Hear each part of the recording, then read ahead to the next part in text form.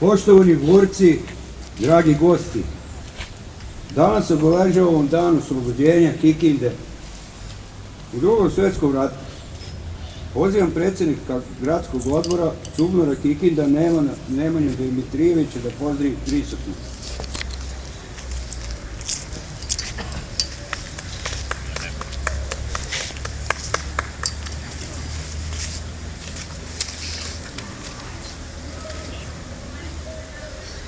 Poštovani drugovi borci, dame i gospodo, draga naša deco i dragi sugrađani, pozdravljam vas i čestitam vam današnji praznik. Danas je dan sećanja na sve učesnike Narodno-oslobodilačkog rata koji su svojom borbom i životom ugradili temelj slobodi koju svi danas uživamo. Danas je dan sećanja na sve kikindske borce i na borce slavne Crvene armije koji su u završnim operacijama oslobodili i naš grad. Ovom prilikom želim da pozdravim predstavnike gradske uprave Kikinde na čelu sa gospodinom doktorom Milovanom Blažićem. Također sa velikim zadovoljstvom pozdravljam prvog sekretara ambasade Ruske federacije gospodina Sergeja Laščuka.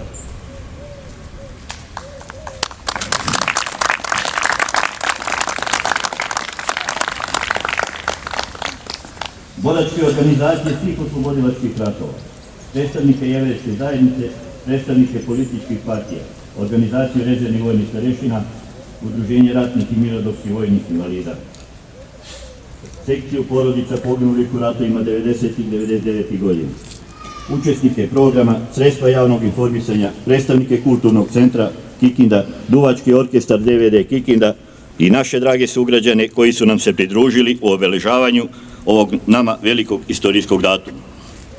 Danas se nalazimo na rekonstruisanom spomeniku žrtvama fašizma u Drugom svjetskom ratu i koristim priliku da se zahvalim Ministarstvu za rad, zapošljavanje, boračka i socijalna pitanja, Međuopštinskom zavodu za zaštitu spomenika kulture i Subotice, gradskoj upravi Kikinda i svima ostalima koji su podržali inicijativu SUBNOR-a Kikinda da se ovo spomen obeležje rekonstruiše. Pozivam vas da minutom ćutanja odamo počast svim borcima palim za slobodu naše otadžbine.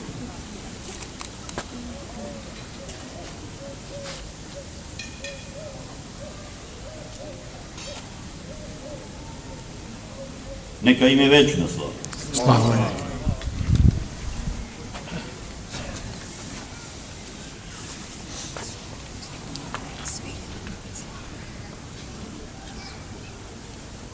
Pozivam profesora Marka Miloševa koji će evocirati uspomene na današnji datum.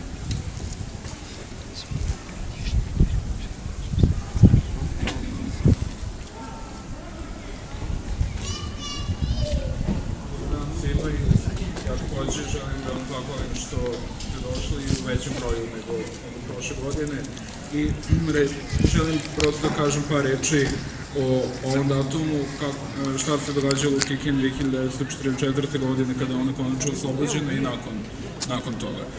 Naime, već je u drugoj polovini 1944. godine bilo jasno da Njemačka gubi rat na svim frontovima, posebno na istočnom frontu je trpela velike gubitke i upravo sa te strane i došlo, da kažem, oslobođenje same Kikinde. Naime, Crvena armija je bila već u Rumuniji, oslobodila veći deo te države, tako da je bilo evidentno da će prvi danima u oktobru uslediti oslobođenje Kikinde. Pre toga već se glavnina nemačke vojske povukla iz ovih krajeva. Neki 10 dana pre samog 6. oktobra je počelo povlačenje vojske iz grada i samih civila nemačke narodnosti koji su najviše u toku noći posle policijskog časa napuštali veliku Kikindu u pravcu Padeja, prelazili Tisu i išli dalje ka Nemačkoj. Tako da je samog 6. oktobra u Kikindi ostao jedno malo odeljenje vojne policije koje je bilo stacionirano u gimnaziji i glavne borbe su vođene prema Nakovu u reonu današnje kasarne. Nažalost, sve do poslednjih dana su nacistički zločinci vršili zločine u Kikindi. U noći između 4. i 5. oktobra su ubijena 2 mladinca u zgradi današnje gimnazije. Među njima je bio Nikola Vojvodić koji je na svirep način ubijen najverovatnije sekirom i ostale i dan danas spomen obeleže u učionici u zgradi gimnazije gde je to zverstvo i učinjeno.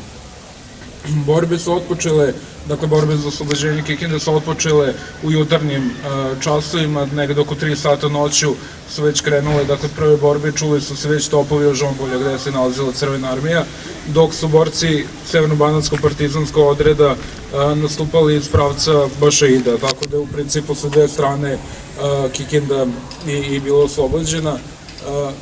Kao što sam rekao, borbe su vođene najviše u reonu današnje kasarne oko Ruskog sela i već do 8 sati ujutru su i borci Severnobanskog partizanskog odreda ušli u centar grada, ugašen je požar u zgradi gimnazije koji je bio postavljen i na taj način praktično je Kikinda oslobođena, dakle u ranim jutarnjim časovima 6. oktobra 1944. godine. Ono što želim da napomenem jeste da nažalost tu nisu stale ratna stradanja Kikinđana. Poslednji, da kažem veći i žalosni događaj se odigrao 22. novembra 1944. godine kada su nemački bombarderi želeći da ometu nastupanje Crvene armije bombardovali Kikinsku železničku stanicu. Tom prilikom poginulo 51 lice, mahom civili, razrušeno više od 100 kuća prilikom tog bombardovanja, kao i sama železnička stanica i deo pruge.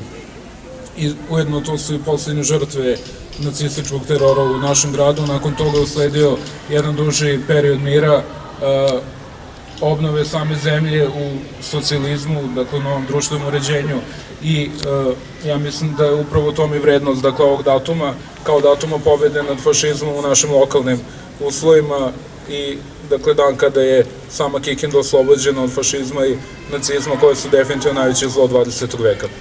Još jedan put vam zahvaljujem svima i želim da dogodine budemo još u većem broju. Hvala vam.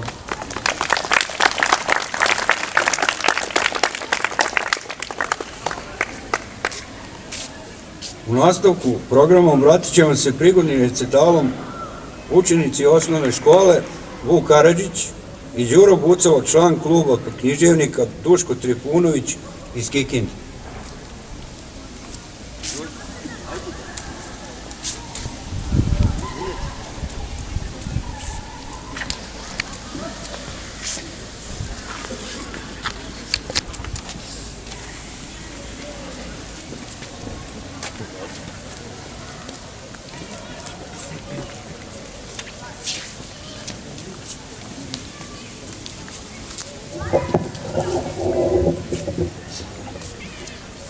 Domovina, Dušan Vasiljev.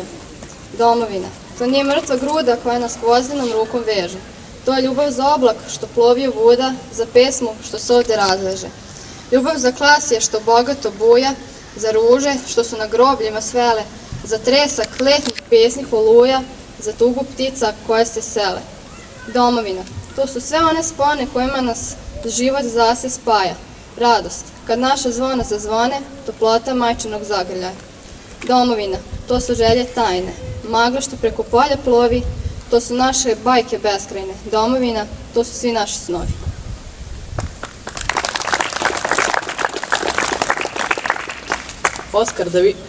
Oskar Davičo, Srbija.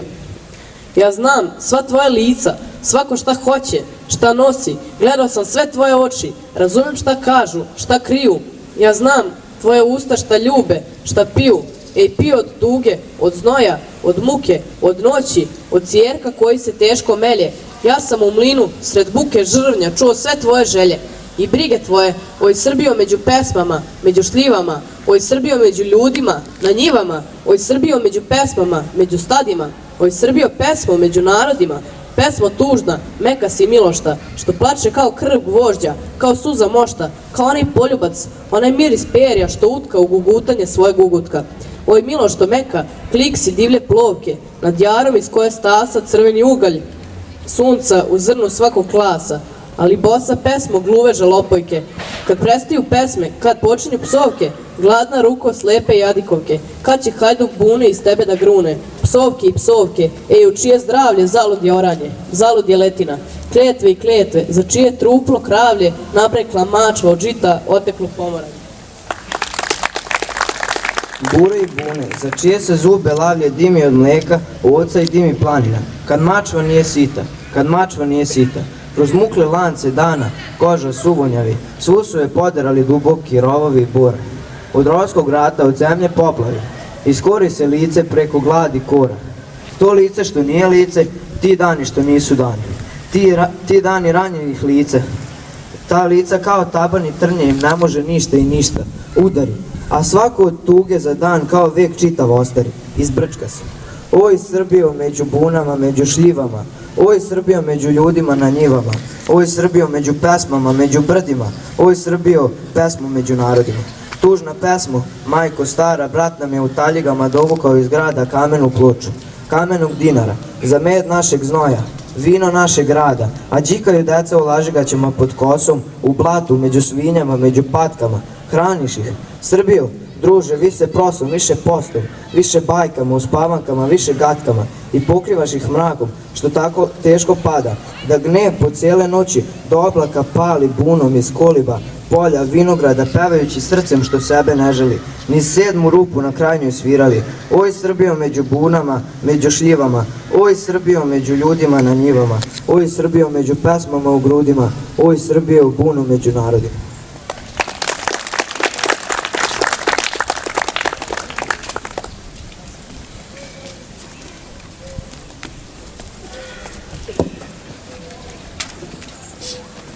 Poštovanje i dobar dan, dragi prijatelji. Imam veliku čast danas da pročitam pesmu našeg velikog pesnika i pisca Dobrivoja Vujna. A zove se 6. oktobar 1945.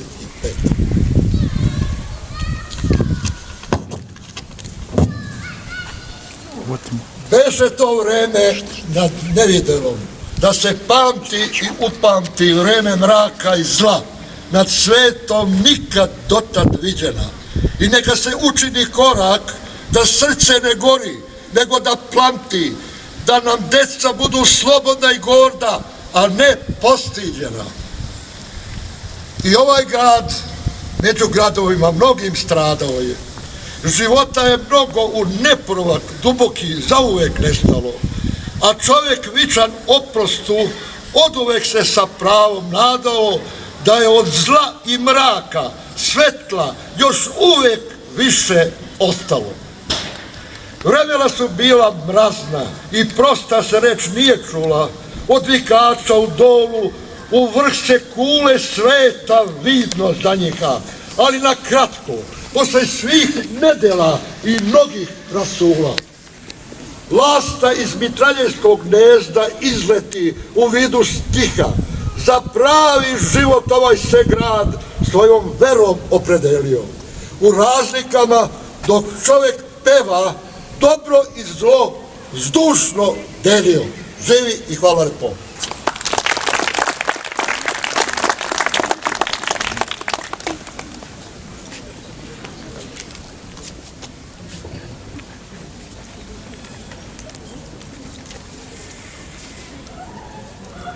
U ime Gradskog odbora SUBNOR-a Kikinda želim da se zahvali na velikoj pomoći Gradskoj upravi Kikinda, profesoru Lazaru Demiću, Marku Miloševu, osnovnim i srednjim školama.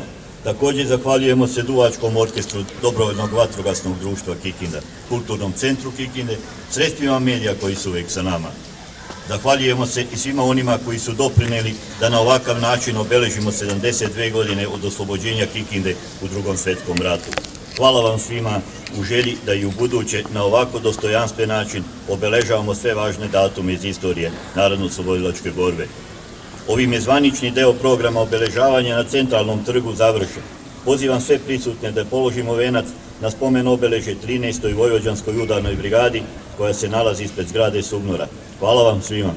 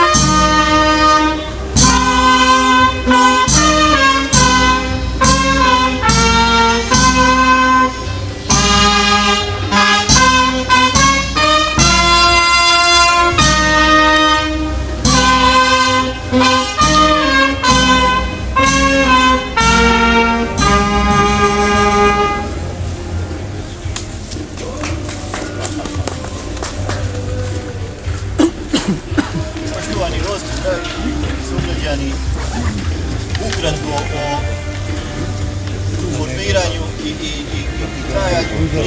vojvodinske brigade. Obratit ću vam se Žao, Oren Potomak, učesnika 13. vojvodinske brigade. Za zasluge stečene u Narodno-slobodačkom ratu borci vojvodinskih brigada dobili su zaslužna priznanja vrhovnog komandanta. Proslavljenje vojvođanske brigade stupili su u red najboljih jedinica Narodno-slobodačke vojske, bilo ih je 15. Tokom 1944. godine snažno se razbuktao Narodno-slobodački pokret u Severnom Banatu. Radi uspešnijih rukovođenja akcijama ovih jedinica, glavni štab Vojvodine formirao je štab Banatske zone. 2,5 meseca pred oslobođenje ovog kraja broj boraca narastao je preko 3.000. Sa ovim snagama štab Banatske zone učestvuje u oslobađanju Severnog Banata. Po oslobođenju Banata u Zrenjaninu je formirana 13. vojvođanska brigada. Jezgro brigade sačinjavali su borci Kikinskog i Zrenjaninskog odreda. Štab brigade sačinjavali su komandant Marko Talničin Šiptar, poličnik komesar Živan Filipović i načelnik štaba Živan Peričin Jole. Odmah po formiranju brigada je ušla u sastav korpusa Narodne odbrane Jugoslavije i dobila posebne zadatke na teritoriji Vojvodine. U sastavu 13. vojvođanskih brigada imala je 5 bataljona. Jačina bataljona iznosila je oko 800 ljudi, a brigada je u to vreme imala oko 4800 boraca. U cilju organizacionog sređivanja i osposobljavanja ljudstva za izvršenje specijalnih zadataka, brigada se prebacila za Kikindu. Za to vreme jedinice brigade izvodile su obuku i obezbeđivali važne objekte u Kikindi i okolini. Krajem oktobra brigada je po naređenju glavnog štaba Vojvodine prešla u Suboticu da obezbeđuje granicu. Čuva vojne objekte i imovinu odbjeglih fašista. Decembra 1944. godine 13. vojvođanska brigada ušla je u sastav 7. divizije korpusa Narodne odbrane. Najbolji sinovi i kćeri našeg naroda u Vojvodini postali su heroji oslobodilačkog rata. Oni su ponos i slava našeg naroda. Prednjačili su u borbi i izvršavali herojska dela. Uspomene na njih vječno će živjeti. Neka večna slava fali borcima 13. vojvođanske brigade.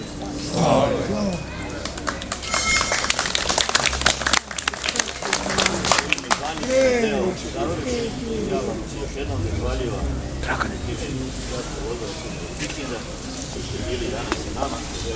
Samo malo da budemo municije dođe. Ide municije. Pa za ovo.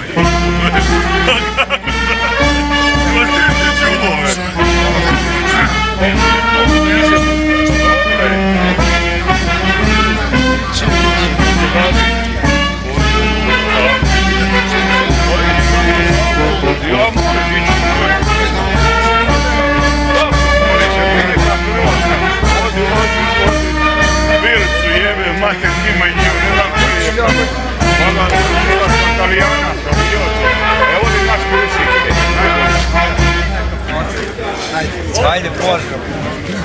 Vidim, ajde, pozdrav. Ćao mi, čao.